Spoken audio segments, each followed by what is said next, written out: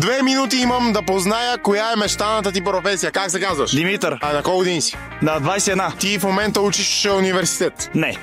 Не си записал. Не съм записал. Като мене, значи. Браво на човека. Това е истината, това е истината. А работиш в момента? В момента не. За мечтаната ти професия не ти трябва висше образование, така ли? Не ти трябва. Не. А свързано ли е с знанията ти от училище? Не. Ти ме затрудни. Твой бизнес ли е или работиш за някого? Мой бизнес е. Свързано ли е с производство? Да. Производство на сладолет? Не. Не е свързано с производство, чуеш ли какво казва? Значи производство ли е? Не е производство. Покупко-продажба ли е? Не. Значи е услуга.